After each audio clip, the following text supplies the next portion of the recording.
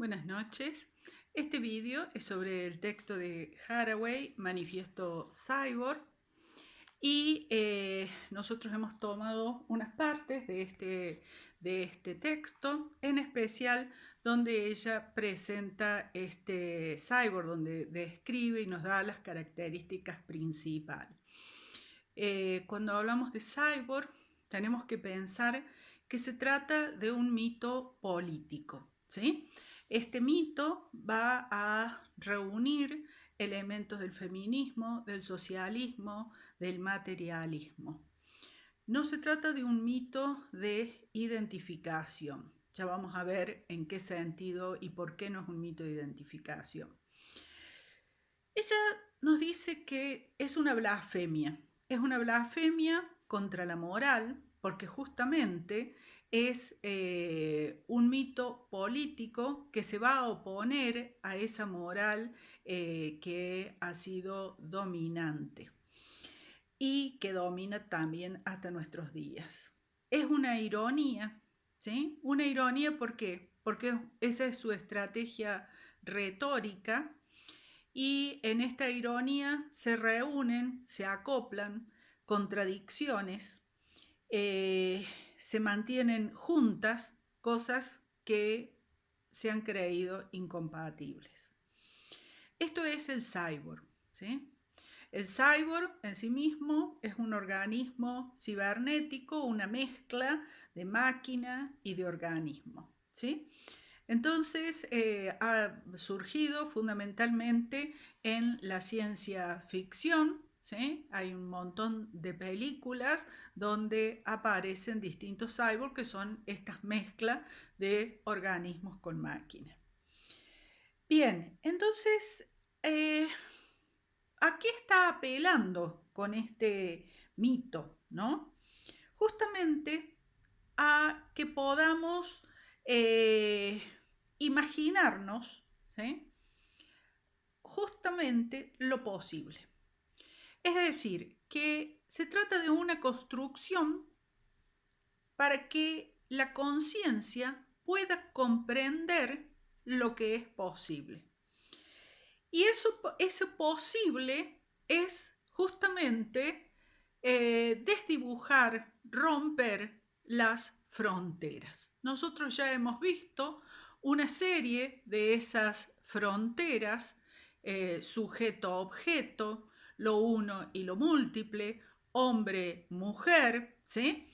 Esas fronteras son justamente allí donde vamos a situar al cyborg. Ya vamos a ver cómo, ¿no? Entonces, ella va a decir que las fronteras son en realidad una ilusión óptica, ¿sí? Es decir, creer en estas fronteras es un engaño, una ilusión óptica. Y el cyborg viene justamente a mostrarnos de un modo, de una construcción imaginativa, de qué modo esas fronteras, esas ilusiones ópticas se pueden disolver. Los cyborgs no están solamente en las películas de ciencia ficción. En la medicina tenemos un montón de cyborgs, ¿sí?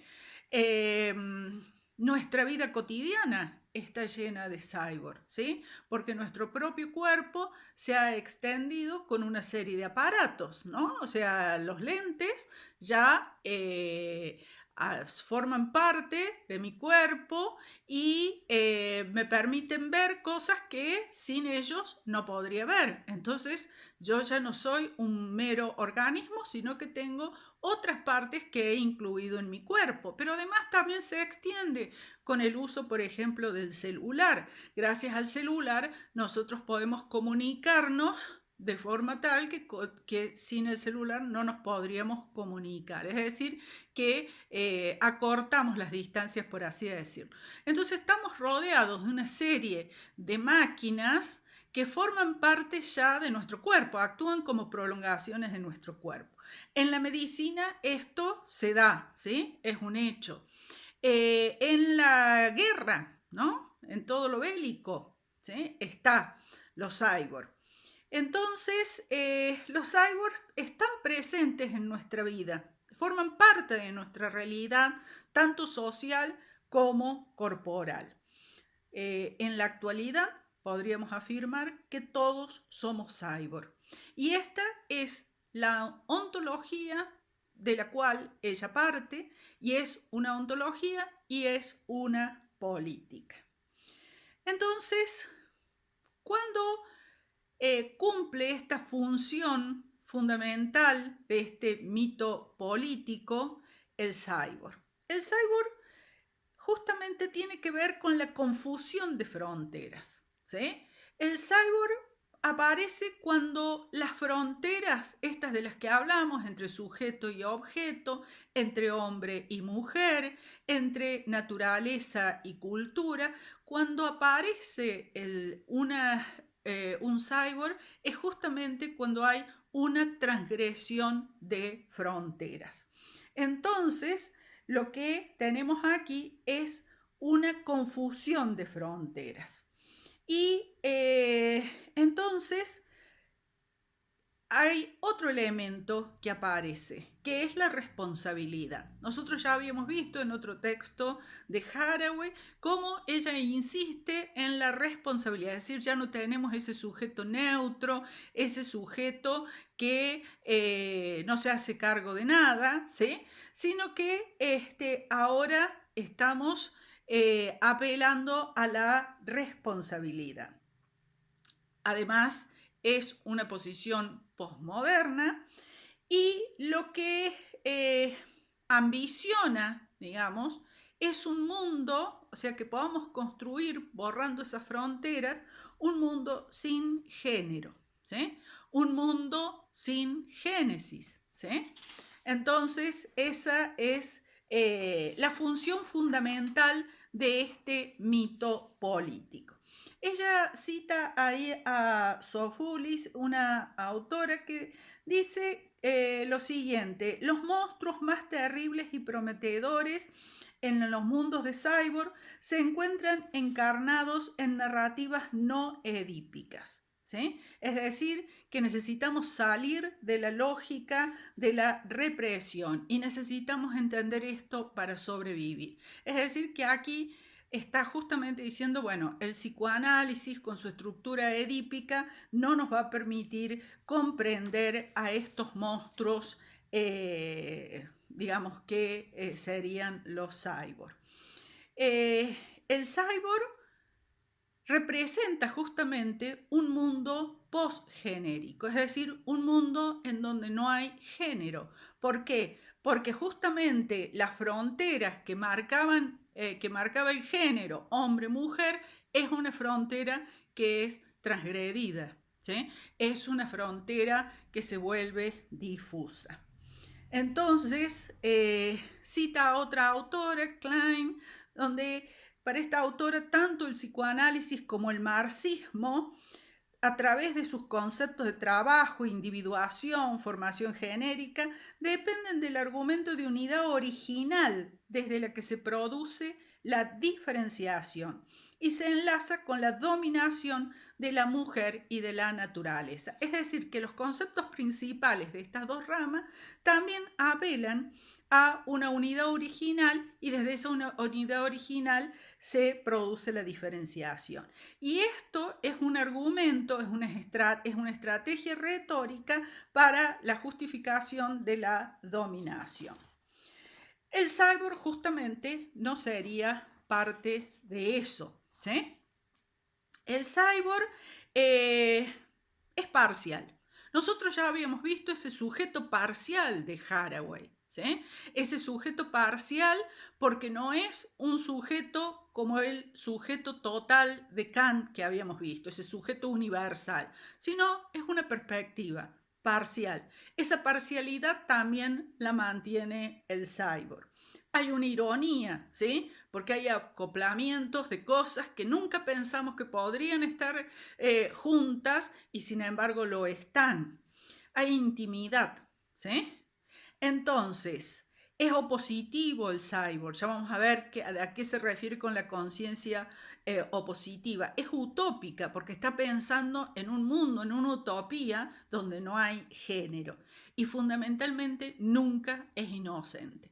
Ya basta de ese sujeto inocente, neutro, desligado del mundo, que no tiene nada, o sea, que produce el mundo, pero que no se involucra con el mundo como lo proponía Kant. Aquí el sujeto de Haraway es lo opuesto, y aquí con este mito político del cyborg lo está retomando. El cyborg nunca es inocente.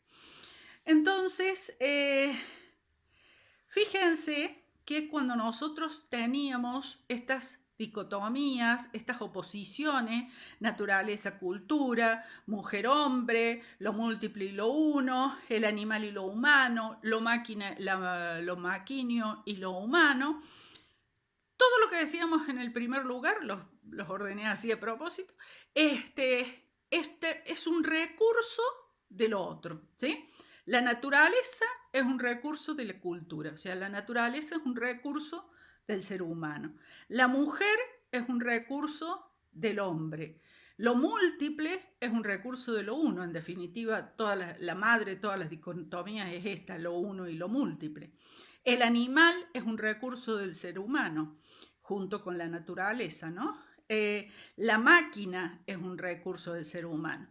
Es decir, que estas dicotomías nunca son inocentes. ¿Por qué no son inocentes? Porque es poner de un lado el recurso y del otro lado para quién es el recurso, ¿sí? Entonces, justamente el cyborg aquí viene a subvertir este orden que tenemos, ¿sí? Porque estas dicotomías lo que hacen, estas oposiciones, lo que hacen es establecer un orden, ¿sí? Un orden de dominación, donde una parte trata como recurso a la otra. Entonces, el cyborg subvierte ese orden. Ella define el cyborg como los hijos ilegítimos del militarismo y el capitalismo patriarcal y el socialismo de Estado. Esos hijos, sin embargo, son infieles a sus orígenes. Entonces, si bien el capitalismo y el militarismo son los que hacen posible el cyborg, sin embargo, el cyborg después se volvería en contra, subvirtiendo los órdenes tanto del militarismo como del capitalismo patriarcal. Ella se ocupa de tres límites, de tres fronteras, ¿sí?, que el cyborg vendría a romper. Una es la de lo humano y lo animal, y esta oposición de lo humano y lo animal se deriva de la oposición naturaleza-cultura. Por lo tanto, estaría rompiendo estos límites, ¿no? Entonces, ¿por qué? La primera pregunta es, esta separación entre lo humano y lo animal, entre la naturaleza y la cultura, ¿esta diferencia es realmente necesaria? Bueno, todas estas diferencias tienen una característica, que no son inocentes, como decíamos hace un rato. Se establecen por una necesidad de dominio, es decir, de recurso. Entonces, cuando esas barreras se rompen, cuando ya no podemos seguir manteniendo esa separación, entonces lo que empieza a aparecer es la necesidad de conectar al ser humano con otras criaturas vivientes, ¿sí? Es decir, aparece la necesidad de esa conexión. El cyborg, ¿cuándo aparece el cyborg? Justamente cuando una frontera es transgredida, ¿sí? Allí aparece el cyborg. Entonces ya no tenemos una separación. Lo que vamos a tener son estos acoplamientos, son estas conexiones, son estas uniones, son estos enlaces, ¿sí? La otra ruptura es la de organismo y máquina, ¿sí? Los organismos, tanto humanos como animales, y las máquinas. Y esto trae varias diferencias, lo natural y lo artificial, ¿sí?, el cuerpo y la mente, donde justamente las máquinas están pensadas como autónomas. Originariamente eran pensadas como, como que no eran autónomas, ¿sí? No eran autónomas. Pero ella va a decir que en nuestra época, dice, nuestras máquinas están inquietantemente vivas y nosotros aterradoramente inertes, ¿sí?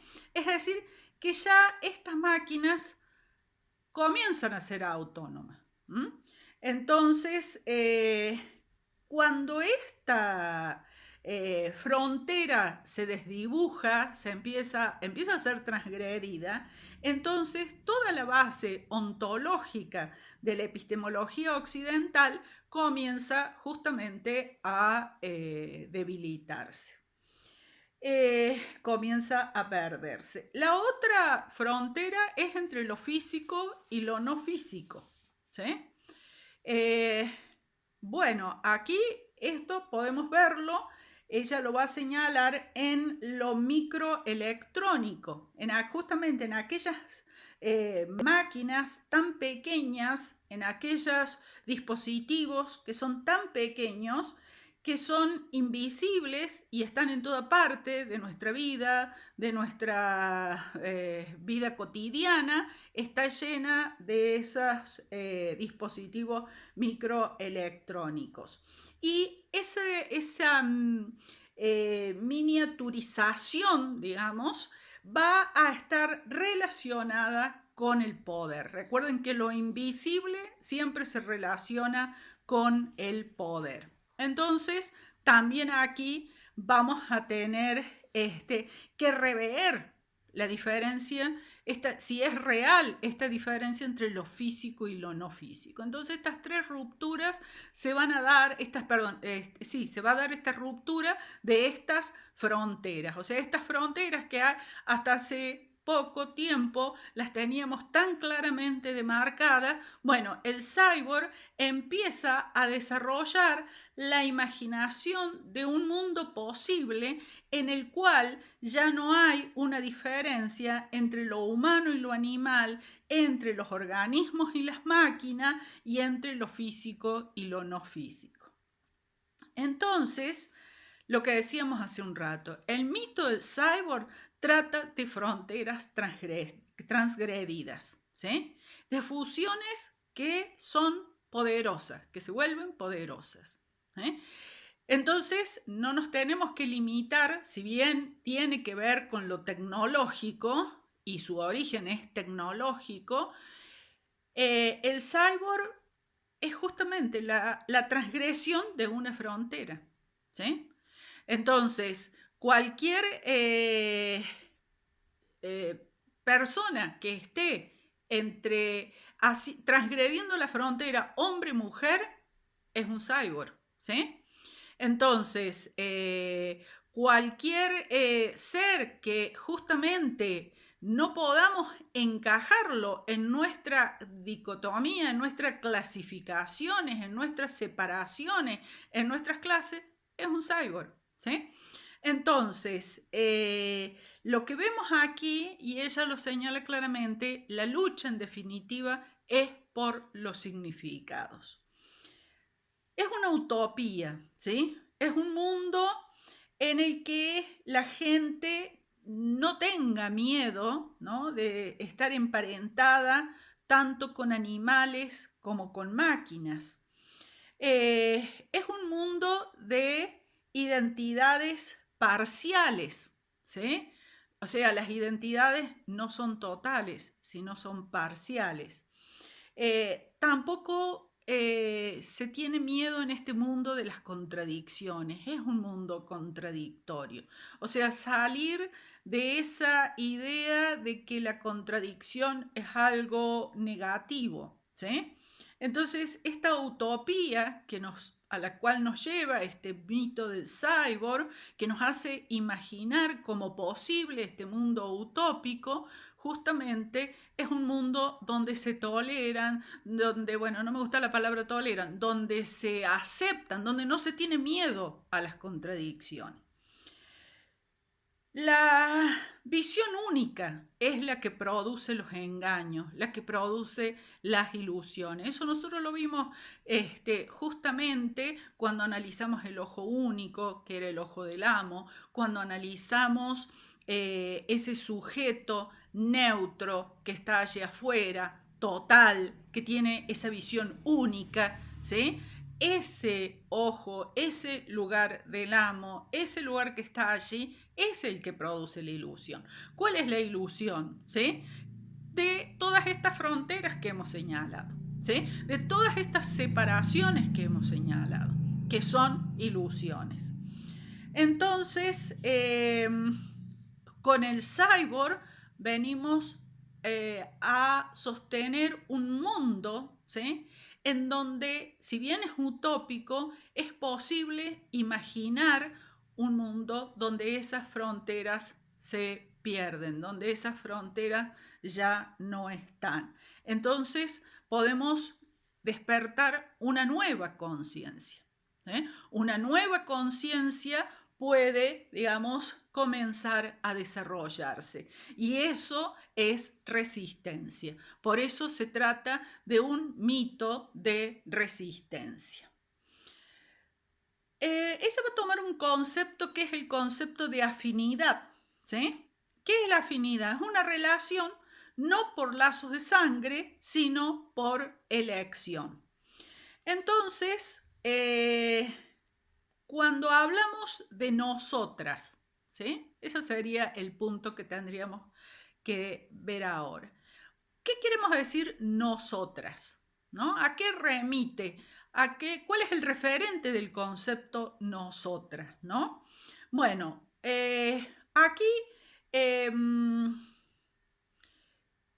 hay que salirse del esencialismo. ¿Sí? No hay una esencia de ser mujer. No hay un estado de ser mujer, ¿sí? No hay una manera natural de ser mujer, no es algo natural, ¿sí? El concepto mujer no refiere a algo natural, ¿sí? No refiere a un estado. Entonces, cuando hablemos de nosotras, tenemos que pensarlo por una afinidad, ¿sí? ¿Por qué? Porque el concepto de mujer es un concepto de género y la conciencia de género, de raza, de clase, es un logro, ¿sí? Es un logro que se ha tenido después de haber pasado por una experiencia dolorosa, histórica del patriarcado, ¿sí? Entonces, después que vivimos el patriarcado y aún que lo estamos viviendo, empezamos a desarrollar una conciencia de género.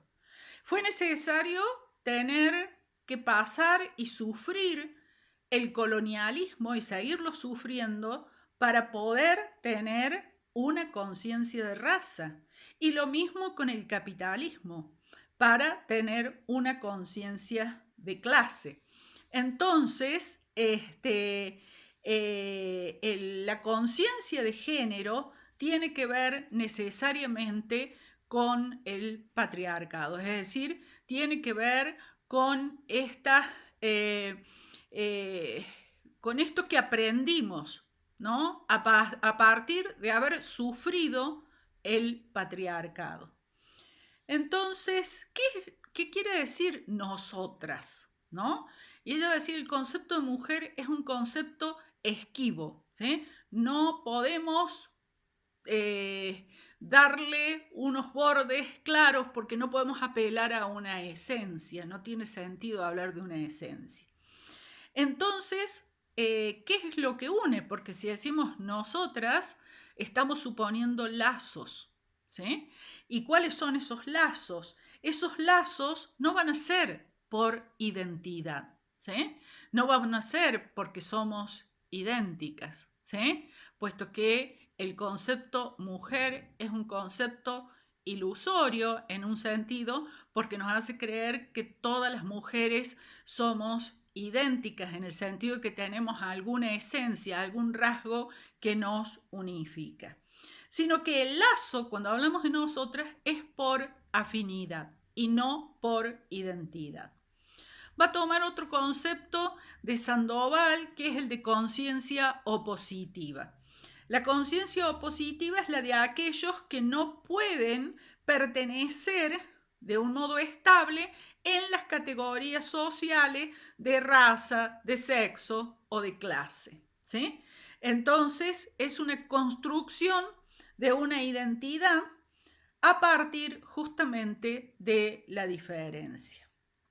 Esta conciencia opositiva tiene que ver con lugares contradictorios, tiene que ver con calendarios heterocrónicos, ¿sí? Es decir, el tiempo, recuerden el tiempo, ¿no? El tiempo en Kant, que era una forma universal, sin embargo aquí hablamos de una heterocronía, que por otro lado es el nombre de la revista de la cátedra, ¿no? Heterocronía. Y está tomado de aquí. Heterocronía, ¿por qué? Porque hay distintos tiempos, ¿sí? Quiere decir que si hay distintos tiempos, recuerden lo que era el tiempo en Kant, ¿sí? Era esa forma fundamental, ¿no? Para organizar lo que vemos. Entonces, junto con el espacio, ¿no? Entonces, hablar de heterocronía es hablar de tiempos diferentes. No se trata, o sea, de formas temporales diferentes, de estructuras temporales diferentes, ¿sí? No de tiempos diferentes en el sentido de épocas distintas, sino de tiempos, de formas temporales diferentes.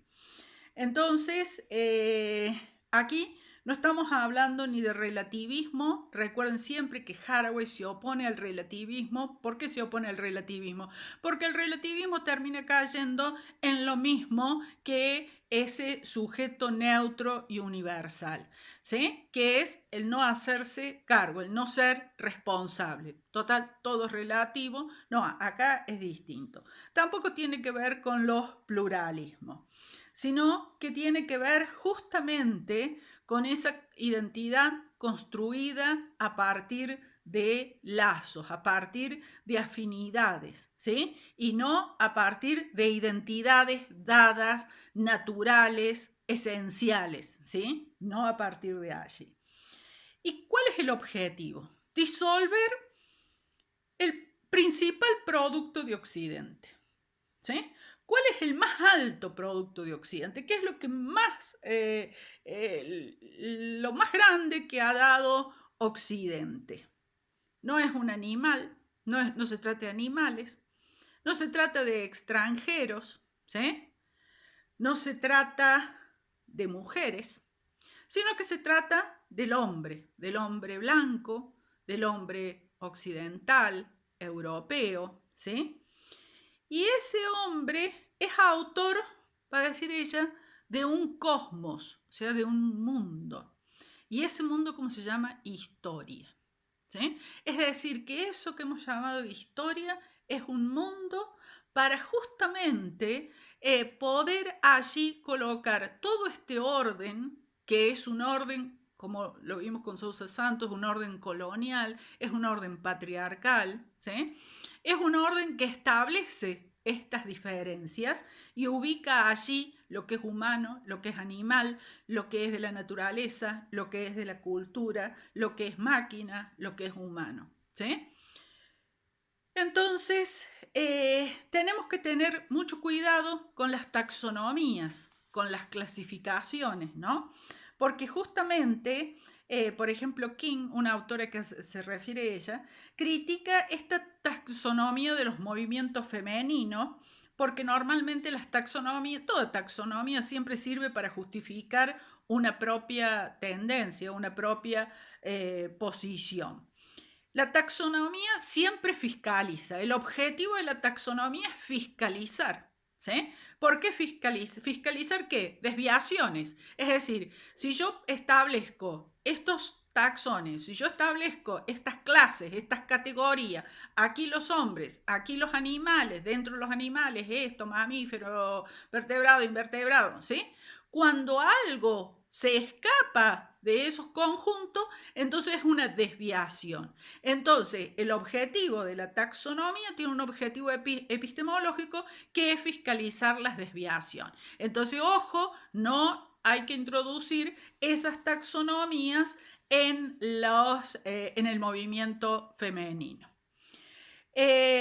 Porque no hay un feminismo oficial y del cual haya que fiscalizar las desviaciones de ese feminismo oficial. Basta de posiciones oficiales. Entonces, estas autoras que he ido citando, especialmente King y Sandoval, hablan de una unidad política y poética, ¿sí? Esa unidad, habíamos visto, que se basa en la afinidad y no en la identificación. ¿Y por qué poética? Porque tiene que ver con imaginar mundos posibles, ¿sí? Imaginar órdenes posibles, otros órdenes, otros taxones son posibles, otras estructuras, otras formas son posibles y por lo tanto otro mundo es posible, otras unidades son posibles. Quizás los seres humanos no podemos evitar las clasificaciones, ¿sí? Si bien tenemos que siempre ser conscientes de que esas clasificaciones buscan fiscalizar. Entonces, podemos tener esos instrumentos, pero evitando la ingenuidad, evitando la inocencia y pensar que además no son esenciales, sino que son posibles otras, ¿sí? Entonces, ella se pregunta, ¿las epistemologías occidentales pueden construir afinidades eficaces? Es decir, ¿podemos construir una unidad, lazos, ¿sí? A partir de estas epistemologías occidentales? Y la respuesta claramente es no, ¿sí? ¿Qué política entonces puede abrazar construcciones que sean parciales, contradictorias, permanentemente abiertas de entes personales y colectivos que sea al mismo tiempo feminista y socialista? ¿Sí? Esa es la pregunta en definitiva que se va a plantear. ¿Es necesaria la unidad política? ¿Por qué es necesaria? Porque justamente hay que afrontar las dominaciones de raza, de género, de sexualidad, de clase. Y solamente se pueden afrontar esas dominaciones con unidad política. Pero esa unidad política tiene que ser una nueva construcción. ¿Sí? Una nueva construcción. No puede ser la construcción de la identidad, no puede ser de la identidad, perdón, no puede ser la construcción de pensar una identidad desde lo esencial, ¿sí? Sino tiene que ser una construcción de imaginar unidades, lazos posibles nuevos, ¿sí? Y fundamentalmente pensar esto, la categoría mujer no es una categoría inocente, ¿sí? Puesto que ninguna categoría es inocente, pero la de mujer menos que menos. Entonces, el pensamiento crítico, y por eso este texto está aquí en esta unidad del pensamiento crítico, debe revelar justamente esa falta de inocencia, ¿sí? O sea, la inocencia ya no la tenemos que permitir más, ¿no? Hace falta conciencia. Entonces, las feministas del cyborg, cuando dicen nosotros, cuando dicen nosotras, ¿sí? No se refieren a una matriz natural de unidad, no se refieren a un rasgo esencial, ¿sí? De unidad. Y, por supuesto, nunca pensar que las construcciones son totales. Ya la inocencia y la victimización, ya, como señala Haraway, han hecho mucho daño. Entonces es ahora el momento de un pensamiento crítico, de un pensamiento político, de una unidad política, de pensar la unidad política a partir de otras categorías, de otras estructuras. Por eso ella ve una gran herramienta en este mito del cyborg como un mito político y también poético. Bueno, esto ha sido las ideas principales de este texto tan hermoso de Haraway. Nos vemos en próximos vídeos.